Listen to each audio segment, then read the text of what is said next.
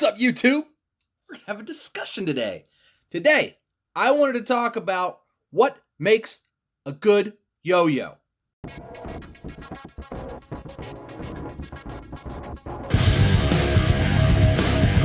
So, introduction. What makes a good yo-yo? I've touched hundreds of yo-yos. Hundreds and hundreds. I have more than 100 here. I've traded some, sold some. I've touched hundreds of yo-yos. I've touched other people's yo-yos, yo-yos I don't have, yo-yos I borrowed, yo-yos that I've played at yo-yo club. Some of them have been good, some of them have been great, some of them have been really bad. And I wanted to talk about not only what makes a good yo-yo, but sort of what separates a good yo-yo from a great yo-yo and how to avoid a bad yo-yo, just sort of by looking at it at first, and then of course, you know, you can kind of figure it out and then still play it, try everything. But you'll sort of be able to spot what's not gonna play so great. Further ado, let's get into it. The first thing to think about when looking at a yo-yo, and this is why I read off the specs, is the weight of the yo-yo. The weight relative to the size, I would say, is very important. If it's a smaller yo-yo, say, think the Snack or DV888, something like that, and it's really heavy. So the Snack's not that heavy. Snack's actually, I mean, it's sort of mid-sized, but it's kind of got a good weight distribution. Now, some yo-yos that are really small, and this is especially the case for yo-yos designed probably around 2011, 2010, they're metal yo-yos that are heavy, but they're also not the same size as yo-yos from today. So think of them, you know, they're maybe about this size, maybe a little bit smaller in diameter, but they weigh like 68 plus grams. And those yo-yos play like a rock. Now at the time, they were super long spinning, and that was full size and everything. But think of like the Boss, and the Yo-Yo Factory Boss, and the DV888, and just yo-yos like that. Not to say that those yo-yos were bad for the time, but we've come a long way from there. So if you see a new yo-yo come out that's kind of like really heavy, but not like a big yo-yo, or even it just being really heavy, it's going to be tougher to make it play not like a rock because of how heavy it is. Now, I'm not saying heavy yo-yos are a bad thing. A lot of guys like yo-yos in the 68 gram mark, and that's totally fine. And for bigger yo-yos particularly, that's fine. Like 68 grams, I would say, for a relatively large yo-yo, is not too heavy. For smaller yo-yos, too heavy. In fact, some of them get pushed 69 plus grams, and for a small yo-yo, that's a rock at the end of your string. It's not, it plays terribly. The cool thing about heavier yo-yos is they will spin longer. That's just physics. So you figure a heavier yo-yo is gonna generally spin longer. If, let's say, hypothetically, you know, you've got your Orca, and then you put it against a yo-yo that's basically the same shape, but it's 2 grams heavier, the heavier yo-yo is gonna spin longer if everything else as far as weight distribution and stuff is relatively the same. That being said, a heavier yo-yo is harder to maneuver through the strings. Now, for guys like me, that's not a big deal. Guys that aren't getting into deep techie things and, like, you know, ladder escapes type stuff, you know, it's not all that big of a deal for me, but you can definitely tell and you can feel it. For a competition player, somebody who is constantly getting into intricate shapes and triangles and things like that, that could sort of be the difference between them winning the competition and them coming in second or third, because of how much help they're getting from the yo-yo maneuvering between the strings. Heavier yo-yos are going to be more difficult to maneuver through the strings and to get off the string. That's not a big deal, and you can sort of tweak and decide to your playstyle. I like yo-yos in this range. Now, I tend to like mono-metals on about the 66 gram range. I feel like that's a good balance for me. Bimetals don't always scratch my back. They don't always tickle my fancy. I don't need a bimetal to do the tricks I want to do or to learn tricks that I want to learn. I have a few, clearly, and I like to use them. They're fun. They're very good. A lot of companies put out good bimetals, but a lot of bimetals sort of end up feeling stiff to me, and I don't think that's necessarily the problem of the design, but it's just because of why you would use a bimetal, put all the weight in the rims with a heavier metal, and then have a lighter metal through the middle of the body of the yo-yo to facilitate more power that a bimetal would give you. More power is good, but bimetal power, while great for competition, kind of feels stiff in just everyday play type of thing, and I'm just sort of a casual player. Not to say that a bimetal's not good, but to me they've always felt a little stiff. I know a lot of guys will agree with me. A lot of guys could disagree with me. If you love bimetals and that's what you prefer, more power to you. Ain't nothing wrong with that. Bimetals are great. I've played a lot of really good ones. I have a lot of really good ones. So, you know, this isn't bimetal hate. Just a thought, if you're looking for something fat, like, you know, floaty and light and easily maneuverable, bimetal's probably not going to be the way.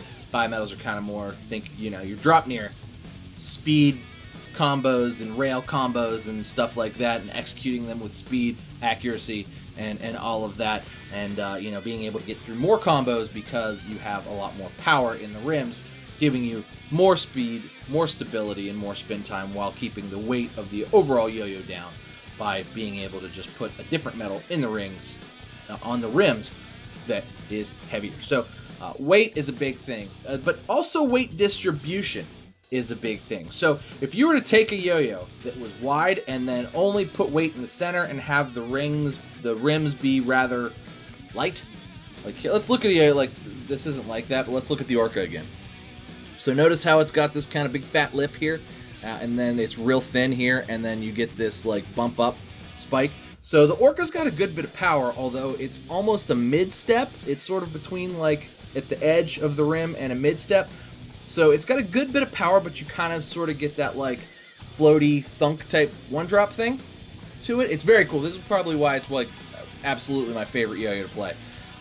Also, with the nipple, what you get is the ability to remove rim weight, the ability to remove center weight, because you don't have to have a cup to finger spin, and then also accommodate an axle in the middle of the yo-yo.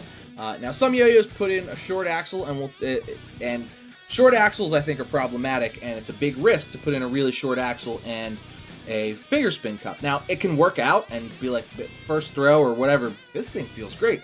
Think of the think of the Duncan Windrunner. It's got a very short axle, and it's got a finger spin dimple.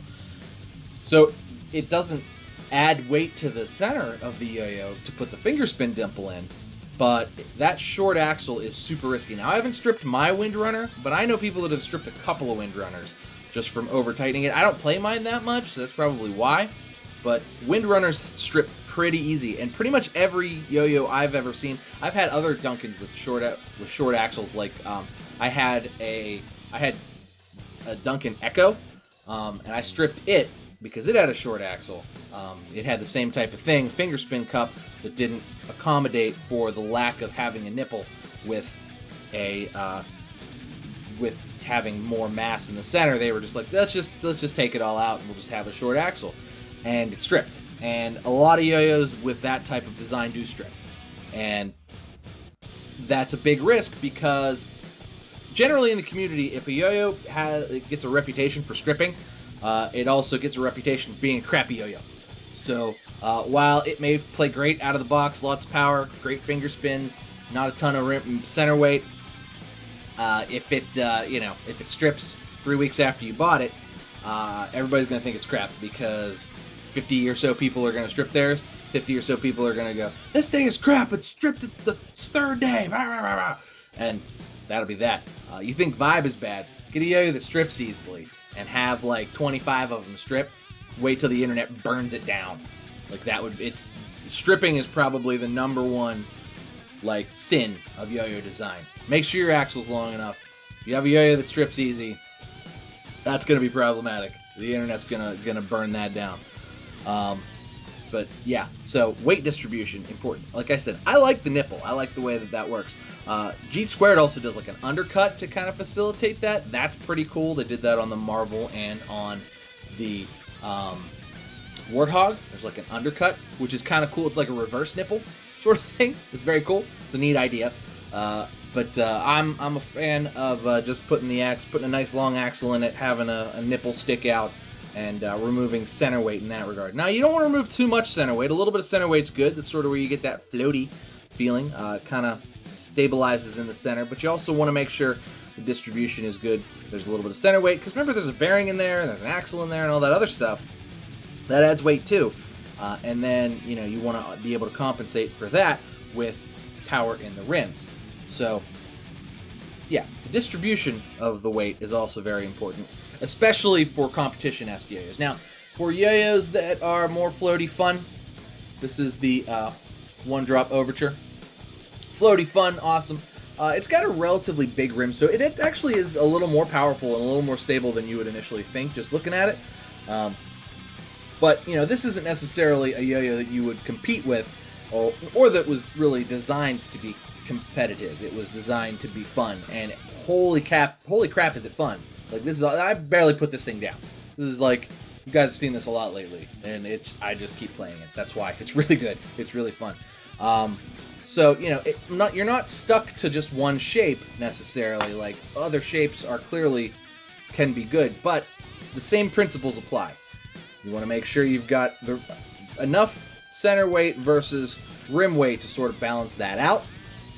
And you want to make sure that it's not too heavy, and if it is too heavy and it's sort of evenly distributed, even weight distribution is fine. It kind of gives a like floaty fun. It's not as long a spin time. Nobody's going to be like, oh, let's go compete with this. You're going to kind of hit a weird niche of the market, but it can still be fun, and it's still fun. I think most of what ART does. Their stuff's pretty evenly weight distributed. So the Grail, pretty even weight distribution, but at the same time, super fun, super great yo-yo, loved by pretty much everybody that has one, which is why they're so hard to get still, because they're great. But yeah, the next thing I want to talk about is the catch zone. So this is kind of a thing that often gets overlooked, and I feel like the catch zone particularly is something that really needs to be looked at, especially through prototyping. So now if you're just going to go with your standard high wall organic catch zone, you know, maybe nothing to prototype out of that. But, because, you know, it's just a butterfly shape. But for your more sort of aggressive shapes, you know, think yo-yos that I think are crap really come down to the catch zone. Think the Bibu God of Death. This is probably the best one to bring up. I think it's crap because of how bad the catch zone is. Everything is sharp and pointy, and you can catch the string on the step and actually have it sit there and stay. That's awful. That's probably the worst offender, but there are others that sort of try to do a really aggressive shape, and it's like, well, that kind of looks neat, and you could do aggressive shapes, but you really need to be very, very cautious about how the yo-yo is going to interact with the string, how the string is going to interact with the gap of the yo-yo. So a good example of how it was done right is this monkey finger Pixelate. So it's a pretty aggressive shape, right? Like this is an aggressive shaped yo-yo. But what's done right is everything, even though it's sort of aggressive, is just rounded over and bead blasted perfectly so that it really doesn't feel like, you know, the string is interacting with aggressive shapes. Everything's kind of rounded over and sort of muted and dull, so it doesn't do that. Let's take it apart here so we can take a look at it. So you'll even notice here that doesn't even come to a perfect point. Like, it just kind of rounds over a little bit and like almost flattens out before it hits the response. And you really don't, like, as aggressive as this, like, as these like cuts and stuff are, like, they're really very soft and smooth over. Like, they're not sharp points so much. Like, I guess I'm starting to wear my response down a little bit so I can kind of feel like where the response would come up to on mine, because I play mine a lot. I'm probably going to have to re-silicone it here soon once it starts to get slippy. But, I mean, other than that, like, it's really, like, it's rounded over and designed really, really well to where you're not going to have a weird string interaction where it does that weird click or gets snagged or makes rejections gets caught up or something. It really is a good design. So you can do it. You can do it. There are yo-yos that do it and do it very well, but this is something I really think that, you know, needs to be prototyped, especially if you're going to do sort of an aggressive shape, because if the string doesn't interact with the gap in a smooth way, the yo-yo's not going to play very well, and you're going to kind of feel it, and it's not going to be something you're going to want to pick up and play. Now, it's okay if it interacts with it sort of in a, like, bionic manner. I don't know how to put it exactly. Look, it feels like it not necessarily clicks into place, but slips in smoothly and nicely. If it kind of feels that way, like there's stuff for it to slip over, that's okay. And on H yo-yos, you're gonna get that. It's just how, you know, if you're hitting the inner side of it, of like the H, you're gonna feel that a little bit, but it needs to kind of be a smooth interaction, not a like click, snap, clap, ping type of interaction with the gap. Now, like I said, so you know, the other thing that interacting, look how rounded over that is on the Borealis 2. Very rounded over. That step is like super rounded smooth. This is a great design. And this is very CLYW-esque. They're very like H organic. See? As you can see. CLYW, they know what I like. Anyway. So, you know, they don't all have to be this sort of like H organic, though, to be a competition-y model. Now, a lot of guys tend to gravitate towards that, but just because it's comfy to throw and play. But even the aggressive shapes can work as long as you prototype out the kinks. So the catch zone's a big deal. The other thing that's a big deal is durability. So we talked about how not stripping the yo-yo was good. You also want to have the finish of the yo-yo be relatively durable. And I bring this up a lot. So I've smashed a monkey finger into the wall before on camera, and nothing happened to it. Didn't scratch the ano. Durability. One drop stuff, the pure matte finish particularly seems to be very durable. More so than the stuff that you would get just from anywhere else. Your standard, like, you know, yo-yo factories and stuff. It's very like, not that they're not durable, and not that I don't beat the hell out of them, but the pure mattes seem to take a beating, and like just you can rub that scuff off and they're back to good as new again. A lot of the like yo-yo factories, or just a lot of yo-yos that are anodized in China, I feel like the durability of that ano is a little bit less. It's also usually a little softer. It's usually a little better for grinds, but at the same time, if you hit it off something, you're more likely to get a scratch or a big chunk taken out of it. So I guess it's sort of a trade-off there, but durability is important because you got to remember what we are doing with these are hunks of metal or plastic that we are throwing at the ground. You literally throw this at the ground, or out, but still towards the ground. Got to make sure durability is in your head. You got to think about durability. Very important, just because of that. So that's really it, guys. That's what makes a good yo-yo. Those are things that you need to do to make a good yo-yo. So let's talk about prototypes real quick before we move on. So this is the Blind Pig. I don't know if he wants me to show this yet, but we're gonna do this. Motor City Yo-Yos. This is a prototype. And Compton, I'm sorry, I'm gonna tell him a story. So he sends me this. First throw, it's kind of wide with a narrow diameter, so it kind of was wobbly a little bit, but it smoothed out real quick and was fine. And once I got used to how to throw it, it's dead smooth on the throw. Awesome. Great yo-yo. This is a great prototype. Now, Chris Compton is the kind of guy who prototypes things and tweaks things and thinks about things and is a really good designer. He's really good at this. I don't know what else he does for a living, but if it involves like engineering or physics, he's good at it. So I talked to him about this. I said, I love it. This is great. And I think this is amazing. He said, yeah, but I ordered the next prototype with a little bit of a bigger diameter because off the throw, you get a little bit of a wobble just because of how wide it is versus how small the diameter is. I agree with that. You do if you're not compensating for it, or if you're not just trying to throw it smooth and straight. Once I got used to it, I had no problems getting a dead smooth throw. But I see where he's coming from. I get it.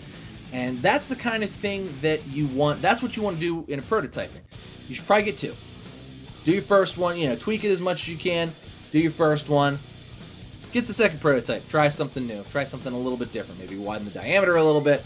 Maybe, make it a little wider. Maybe make it a little more narrow, just to kind of facilitate something you didn't think was working out well. Maybe the final one, the first prototype, was too heavy or too light or something. Prototyping is important. And I think prototyping really is what kind of separates a good yo-yo from a great yo-yo. You do one prototype, you think it's okay, change a couple little things, get the second one, that's good enough, moving on. That's probably going to be a good yo-yo. It's hard to make a real bad yo-yo. It's probably going to be a good yo-yo anyway.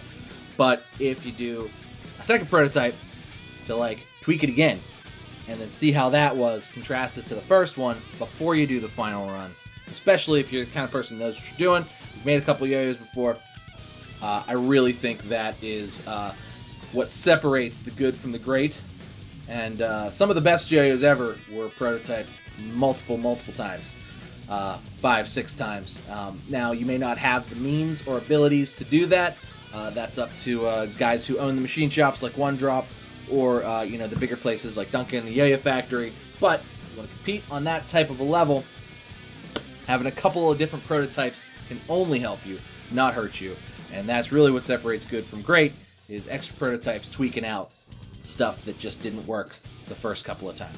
But that's going to do it for me today, guys. I know this was kind of a long one, but I figure I hadn't done a discussion in a while. Wanted to kind of bust things out and go from there. But thanks so much for watching. Please make sure you like and subscribe. Cheers to you. The full cup. I'll see you next time.